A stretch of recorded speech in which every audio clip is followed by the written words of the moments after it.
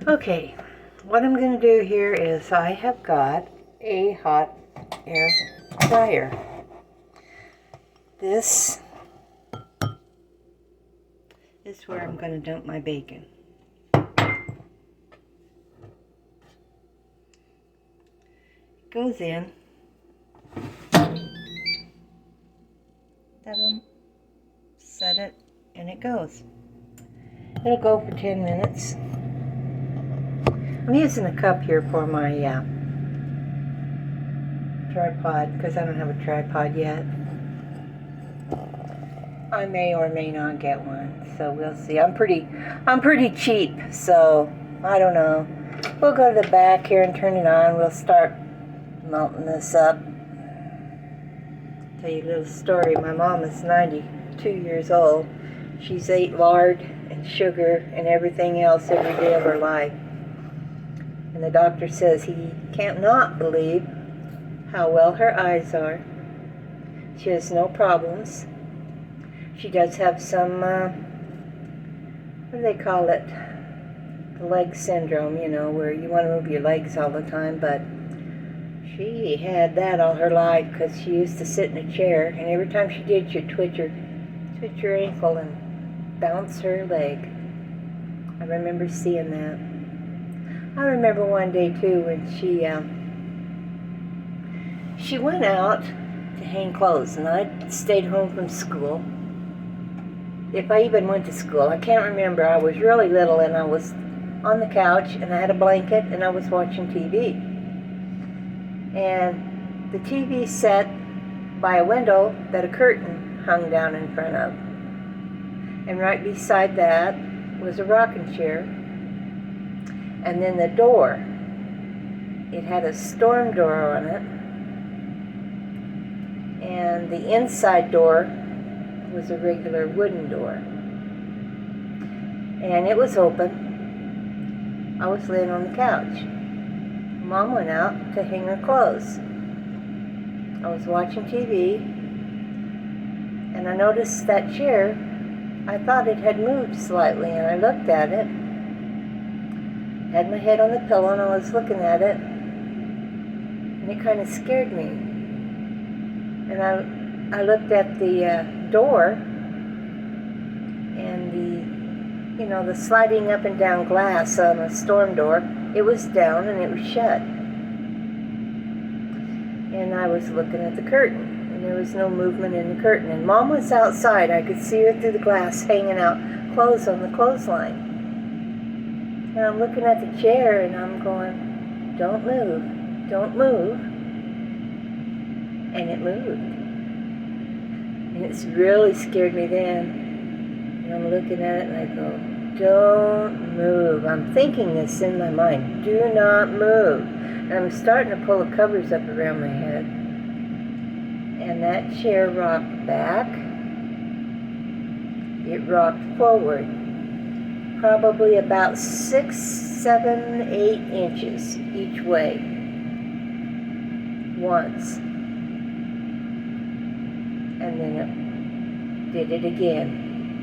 And I could see none of the curtains were moving. There was no wind in the house. And I covered my head up, and I was shaking. And I heard Mom come through the door with her clothes basket. And I said, Mom. And I was still under the blankets. Mom! And I was just panicked. And she said, what?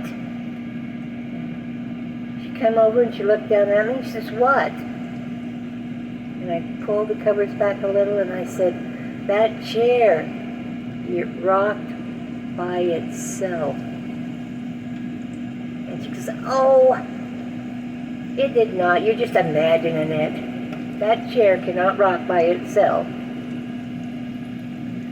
So, that was the end of that conversation. But that house that we moved into, we started building on it, building some bedrooms out back. And there was an old cellar under it. And the door opened up in the floor to go down the stairs to the cellar, and it was just dirt, so you could get down to the water pipes and stuff. Well, it flooded one day, and the Water got in it when we irrigated, I guess.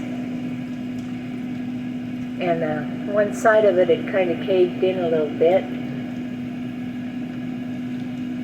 Me and my mom were, I think I was sitting someplace, or either sitting down at the bottom, because I think Mom was on the steps. And we were looking at it or trying to clean it up or something, and the door was open in the floor, and we were down there in the basement. Pretty soon we hear the front door open, and we hear these feet walk across the floor. Mom says, "Daddy, is that you?" Because my grandpa lived across the street. No answer. So Mom, she crawls up the stairs and she's saying, "Daddy, we're in here. We're down here in the basement." Nothing. So she walks over, looks around the house, and in just a few minutes she come back with that deer in the headlight looks. Her eyes were as big as saucers. She said, "Come on, Hope Lid, come on right now." And she grabbed a hold of me, and out the door we went, and down to where my dad worked at Walker Gas and Oil. Yep. She seen her spook, but it wasn't her first one either, because she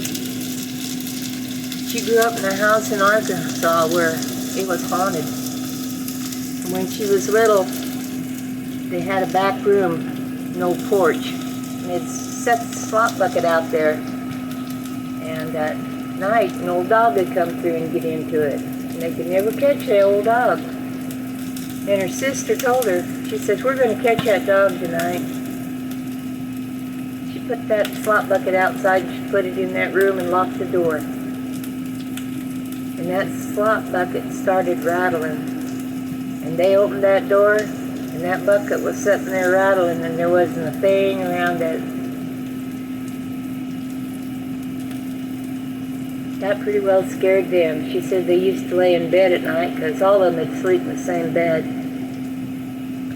And the bed was big enough that it just fit into the living room. And there was a door at the foot of it, and if you opened the door all the way, it'd hit the foot of the bed. And she said they'd lay there at night and they'd lock that door, and that door would come unlatched. It'd come open and hit their foot of their bed. And there was a legend with that house. That legend said it was called the Old Slain Place. An old guy died there. And he supposedly had hidden a bunch of gold in one of the caves around there that nobody ever found. And they thought maybe it was him. Their mom had sat and tell them stories at night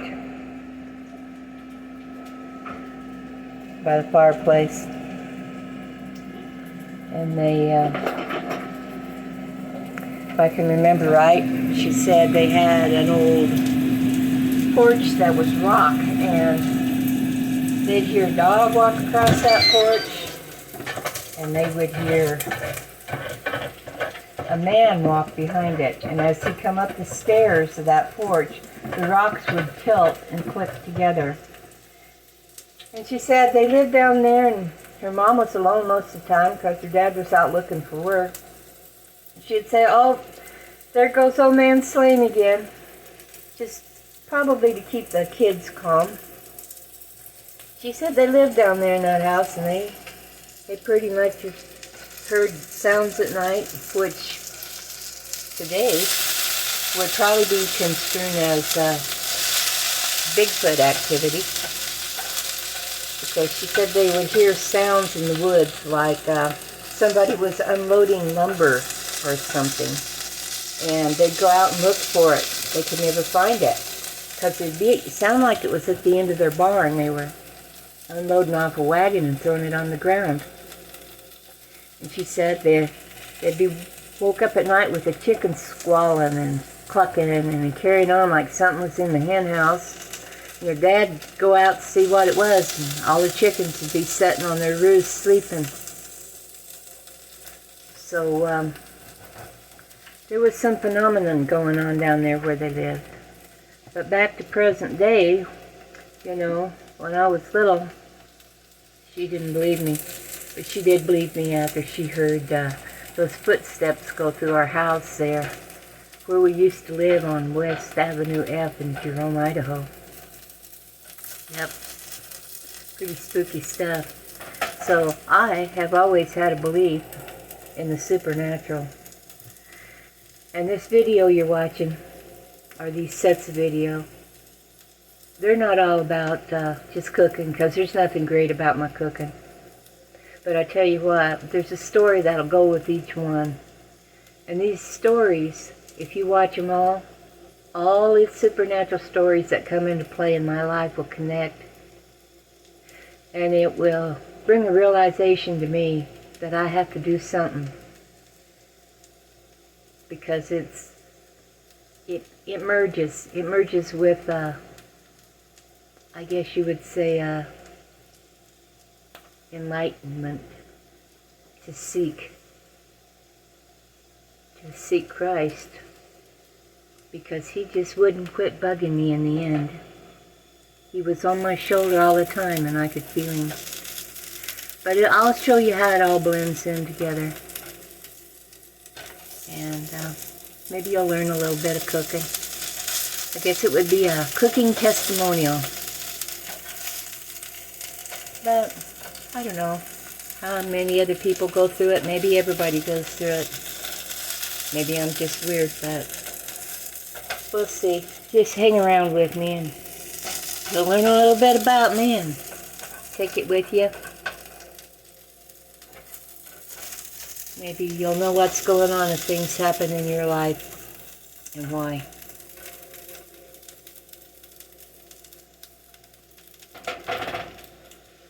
Take a break here until this is done.